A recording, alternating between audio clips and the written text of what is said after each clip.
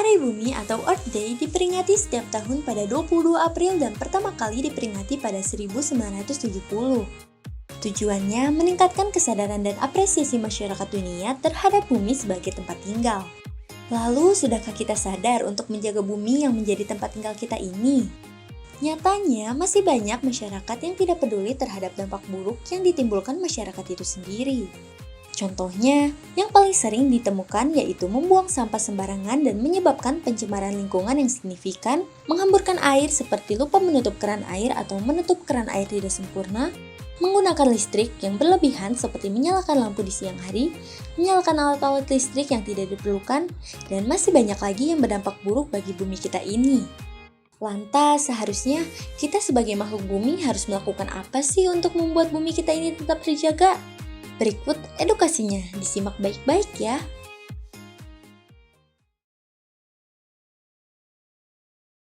Iya, betul. Jadi penggunaan listrik dan air sebetulnya sangat merusak kepada lingkungan. Kenapa? Karena pertama, penggunaan listrik itu di Indonesia sekarang listrik itu hampir mungkin sekitar 90% masih diproduksi dengan batu bara. Batu bara itu akan merusak lingkungan.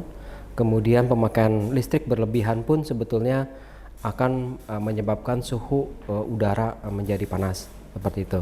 Apalagi penggunaan batu bara di mana-mana itu kan fosil, menyebabkan banyak sekali produksi karbon dioksida di udara sehingga lapisan ozon akan terkikis. Sedangkan air itu terus terang kalau penggunaan air tanah yang digunakan banyak masyarakat itu akan meningkatkan terjadinya krisis air tanah, di mana air tanah itu sangat terbatas. Apalagi di hulu sungai sudah banyak sekarang perubahan land use, land cover yang terjadi sehingga hujan yang turun tidak terserap atau tidak diserap oleh tanah sehingga runoff atau aliran air di permukaan lebih banyak sehingga air tanah yang ada kurang. Dan mungkin di daerah-daerah seperti Jakarta yang dekat dengan pantai, air tanah susah dimasuki dengan air asin sehingga terjadi air payau dan terjadi intrusi air laut.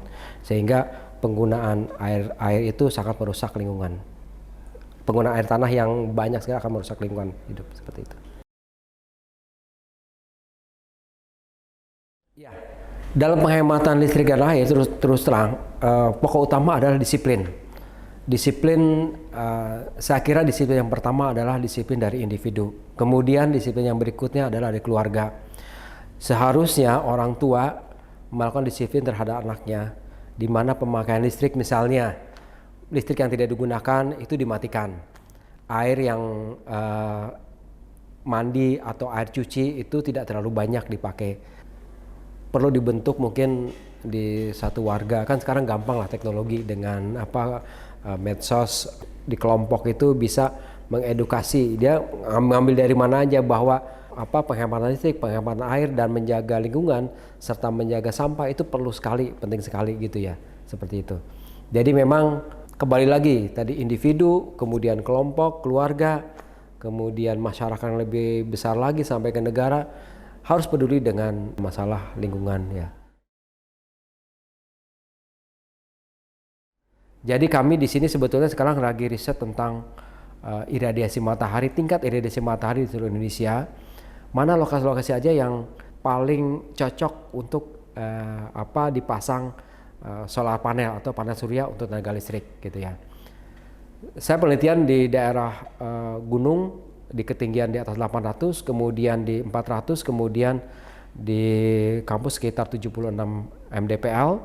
Itu pun ternyata di daerah gunung pun tingkat radiasinya bagus, tingkat radiasi matahari bagus untuk mengisi solar panel, sehingga tidak masalah sebetulnya di Indonesia ini untuk membuat energi terbarukan dari sinar matahari. Kemudian juga angin ini banyak sekali, bayu ini banyak sekali di Indonesia. Bisa juga energi terbarukan dengan pasang surut air laut gitu ya. Gelombang laut. Nah, sekarang juga belum dicoba gitu ya, tapi mungkin ke depan akan dicoba lagi. Dan beberapa riset mungkin tentang biogas dari kotoran ternak juga bisa jadi listrik, tapi itu kecil sekali. Tapi yang besar itu saya kira matahari, tadi saya katakan kemudian angin, dan kemudian tadi pasut air laut, itu yang besar energi terbarukan. Kita harus mencintai dan memberi apresiasi untuk bumi. Caranya bisa dengan menjadikan hal-hal baik untuk mengurangi pemborosan energi menjadi kebiasaan sehari-hari. Selain hemat dalam penggunaan air dan listrik, memilah sampah organik dan non-organik, serta berjalan kaki atau menggunakan sepeda untuk menempuh jarak pendek dapat membantu mengurangi pencemaran lingkungan. Kebiasaan sederhana ini harus terus digalakkan karena tentunya dapat mempengaruhi keberlangsungan hidup di bumi. Jadi, mari kita mulai untuk sadar akan dampak yang kita perbuat dan membuat ekosistem bumi yang sehat bagi keberlangsungan makhluk hidup di masa depan.